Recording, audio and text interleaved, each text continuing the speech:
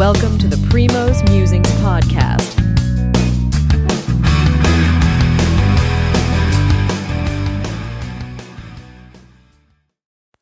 Good morning. This is Shri here, and what an exciting day one it was on the March Madness for the NCAA tournament. And with the demise of Kentucky and Kansas surviving a close call against Samford, things were heating up on day two of the tournament. And in the first round, when you look at it, UConn, number one UConn and Houston and Purdue, those are the three one seeds.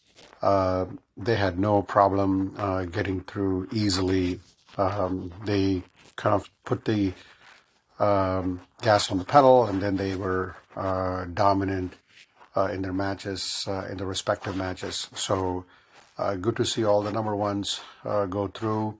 But there is an upset that I would like to talk about a little bit later, because this was the matchup a lot of the folks in the country were waiting for in terms of the top two teams in scoring offense and scoring defense.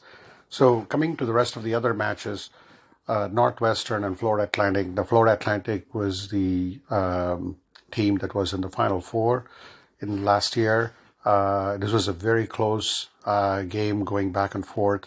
The winner would get UConn, but I think they would win to overtime, and Northwestern just went on a run and beat Florida Atlantic. So this would be a matchup tomorrow, Northwestern and UConn. These are two of my alma maters, so really looking forward to the matchup in Brooklyn. As for the rest of the winners, you had Baylor, San Diego State, another finalist in last year's tournament against UAB, survived a late push from the UAB to win 69-65. But when you look at the story of the tournament so far, the SEC has been very disappointing. And that's when we will get to the next one, which is Yale playing Auburn. Auburn had this match in their bag. They were up by 6 with 3.5 minutes to go. They did suffer, one of their players did get ejected, flagrant foul, which even their coach Bruce Pearl did mention that it was the right call. So Yale was trailing. It was a back and forth game early in the first half, but Yale was trailing in the second half with 6 minutes to go. But a big three to put them ahead at 73-72, and it came down to the wire. And what a, I would say, crazy last 2 minutes of the game it was. And Yale held on to dear life. And this marks a disappointment for Auburn. Auburn and UConn were tipped to play in the Sweet 16. That was the matchup everyone wanted. A coworker who's also an Auburn fan did say that the winner of that matchup would go to the Final Four. But going back to the same story, good kudos to Yale for winning against Auburn. And now Yale gets to play San Diego State, I believe. And then, as I mentioned earlier in my monologue about the SEC, Florida lost to Colorado. Colorado, again, winning two matches after playing in the play-in game. So Florida, another loss for them.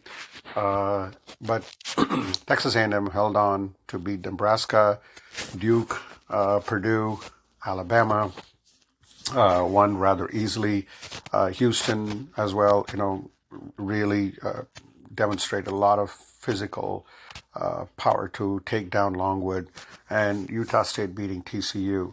There were two upsets that that we want to talk about. One was another Big Ten team going down, Wisconsin going down to James Madison. This was something a lot of folks, because this is a 5-12 matchup, and as I talked about this in yesterday's podcast, 5-12, 6-11, these are very critical upset making games. So I think Wisconsin was always down against James Madison.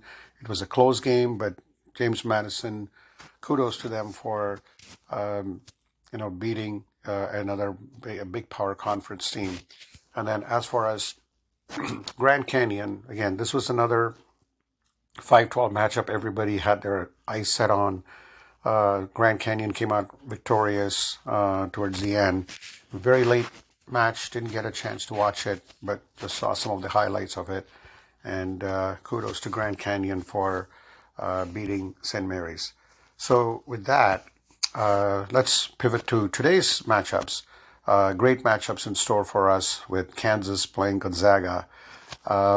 This is Gonzaga's chance to prove to a lot of the doubters. I mean, they've always been not only the tournament, they advance to Sweet 16s and Elite 8s, but then that's where they run into problems. Like last year, they lost to UConn pretty badly. But I do think that they have a chance to redeem themselves against Kansas, which was one of the pre-tournament favorites a few months ago. But then when you look at other matchups, very intrigued with the Washington State-Iowa State game later today.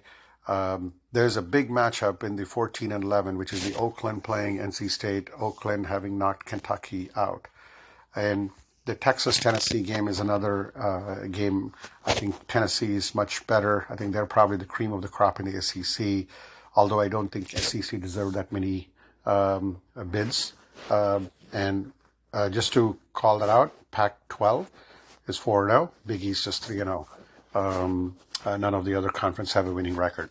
So with that, and then you have the Duquesne playing, because Duquesne beat BYU, playing Illinois. So another matchup I'm looking forward to. And Oregon taking on Creighton. So one of the conferences, Pac-12 and Big East will have a loss in their column after this matchup. And I predict Creighton, too much Kalkbrenner. They will play with high energy, intensity. They've gone through the rigor and physicality of the Big East, so I predict them. And then we'll get to tomorrow's matchups later in the morning. But I do predict some very good matchups. I think Arizona should have an easy time against Dayton. They are really playing at a very high level. But the matchup today, as everyone says, is the Gonzaga, Kansas. There is one other matchup I am interested in, which is the Tom Izzo. Somehow he gets his teams to play in the big dance and playing against UNC, two winners of this tournament. So that's probably the other matchup. So these two matchups, really excited about it. I think UNC has way too much power. Baycott and his team will prevail against Michigan State. And like I said, Gonzaga should beat Kansas. So it's going to set up for a good drama later today. So with that, I'll wrap up the day 2 of the March Madness podcast series. Thank you again for listening.